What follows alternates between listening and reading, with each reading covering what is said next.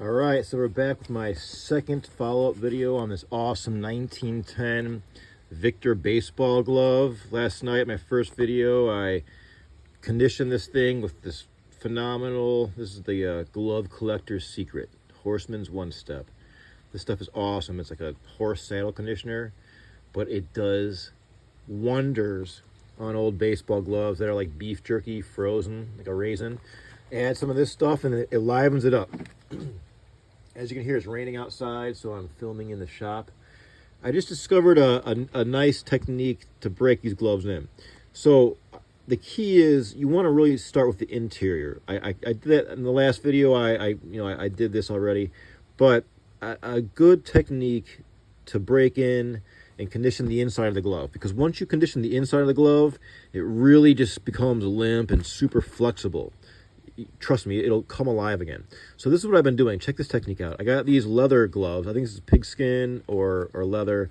They're both, they're clean work gloves. They're not too dirty. I'm putting some of this Horseman's One Step gently on the fingers of my glove, right? And then I do this. Check this out. This is my new technique. I'll work it in a little bit. And then I just do this. I put this glove on like this, and then I just work it. I work it in the interior. The interior of this glove is leather, so that's great. And I mean, this thing is just coming alive. It's just, before it was stiff.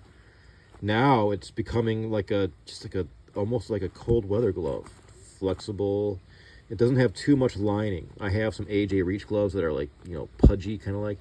This is more of a workman's glove. Thin. I'm not sure if the prior owner removed some of the lining material, because there is some stitching, but this thing is just becoming a glove, a pliable, old-timey, soft leather glove again, which is kind of like magic to breathe life into this thing. Look at it. I mean, you can just see that the gloss and the leather coming back. Before, it was dry and kind of crusty looking. Now it looks supple. This, I don't know, I might bring this to someone that can sew a lot better than I can to fix that. That doesn't really bug me too much. So that's what I do. So now the interior has the conditioner in it. I can feel it. You can work it in more. I'm going to let this sit, because I didn't do this last night. So I'll let the interior, just kind of sit and absorb. Because that's what's happening. It's just absorbing the conditioner. And then like the pores of the leather just become supple, and like some of the wrinkles go away. It's kind of amazing. Horseman's One Step, right? So that's it. I don't want to overdo it. As you can see, just look at it. I mean, this glove, compared to what it was, it's night and day. Look at it. You can fold this up, put it in your back pocket like they do in old-timey baseball. That's it. The strap, it is what it is. It's definitely more, I don't want to mess with it too much, because that's always the most fragile part, usually, of these old-timey gloves. All right, that's it. I'm just going to let it sit and then wipe off any excess. Horseman's One Step, and this glove is done. 1910, right? Give or take. So that's it. As far as the aesthetic look, I'm looking for an old ball. This is my oldest baseball. Old baseballs are not cheap, by the way, folks.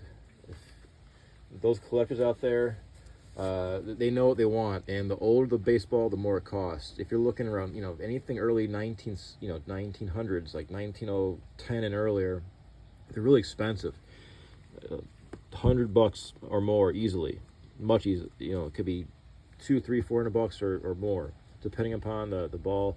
This is my oldest ball. This is an old Hutch League Special horsehide. This has got to be 1920, give or take. But I'm looking for an older ball. I want to get a dead ball era ball. Dead ball era ball baseball is like 1910 and earlier, roughly. It's a smaller circumference than a contemporary baseball, and they're typically brown, because those were spitballs were common. Guys were chewing tobacco and spitting on it, and then pitching it, and then that string of tobacco spit. Ugh. But anyhow, they're super collectible, and they got that right aesthetic.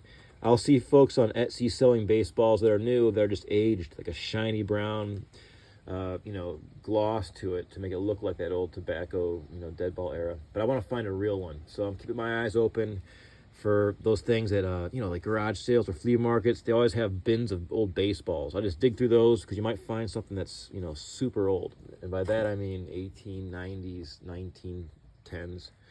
Hope you find one. If I find one, I'll let you know.